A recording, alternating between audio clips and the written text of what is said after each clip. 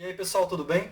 Hoje eu vou continuar uma série que eu tinha parado por um tempo, que é a série Erros do Vestibulando, que até fez sucesso, o pessoal deixou vários comentários e tinha gostado, mas eu parei, não sei porquê, vou voltar hoje então. Esse é o terceiro episódio, o primeiro erro é o erro do zumbi, só que esse é um erro que eu recomendo que você veja só no primeiro semestre, agora já não ajuda mais. O segundo episódio é o do gladiador, que é o erro do gladiador. Esse eu recomendo que você veja, que pode te ajudar um pouquinho. E hoje eu vou falar do erro do observador, que é, entre esses três erros, é o maior erro deles, que é um erro que eu cometi minha vida inteira, mas para passar eu tive que parar de cometer ele por um tempo, mas confesso que agora na faculdade está difícil, ainda estou cometendo esse erro de novo, e vocês vão entender por que eu estou cometendo esse erro agora no vídeo. Se você não está com a notificação ativada, ativa ela para receber os próximos vídeos, e vamos lá.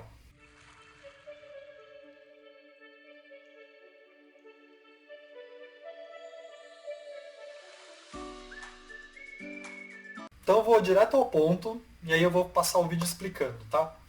O que é o erro do observador? O erro do observador é que quando a gente vai aprender, a gente é treinado a nossa vida inteira, nem todo mundo, mas eu diria que 99% das pessoas é treinado a ser um mero espectador no processo de aprendizado. Então o que é isso?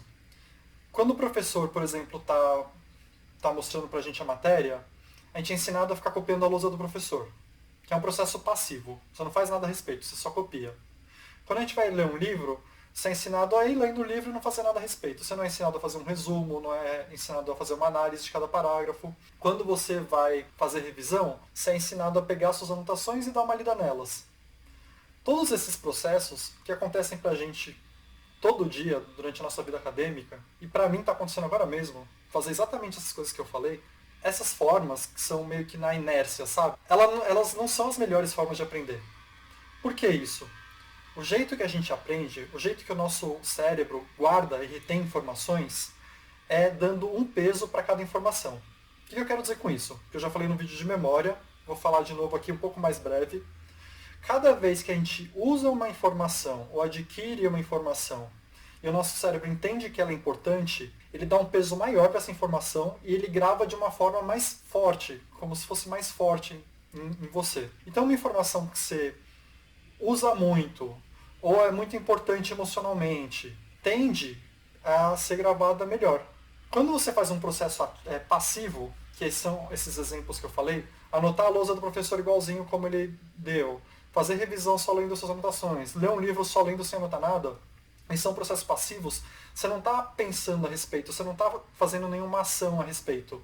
Então essa é uma memória fraca, é uma memória que, sei lá, do que você lê, de tudo que você lê, 80% você vai esquecer em 3 dias, 90% em uma semana. E aí o que um monte de pesquisador faz é tentar entender quais formas de aprendizado você retém mais informação. Porque percebe que faz pouco sentido você aprender um monte de coisas se você vai esquecer quase tudo. Então tem vários processos. E esses processos ativos, que é o que eu vou falar agora, corrigindo esse erro do observador, que é esse processo de inércia, esses processos ativos têm uma taxa de retenção maior. Tá?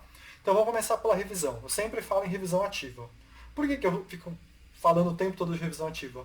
Porque para mim funcionou muito melhor do que a revisão que eu fazia antes. E aí, então a revisão que eu fazia antes era essa, né? Pegava as anotações e ia lendo. E aí até conseguia fazer a prova se fosse no dia seguinte. Mas para o vestibular, que é uma maratona, você tem que lembrar daqui a 3 meses, você tem que lembrar daqui a 6 meses, não adianta você lembrar para a prova do dia seguinte. Então eu fazia a revisão ativa, que é uma revisão que, em vez de eu ler minhas anotações, eu tentava criar da minha memória essas anotações, que é um processo ativo. E qual que é o problema disso? Em termos de aprendizado, não tem um problema. Tá? Em termos de aprender, você vai aprender mais.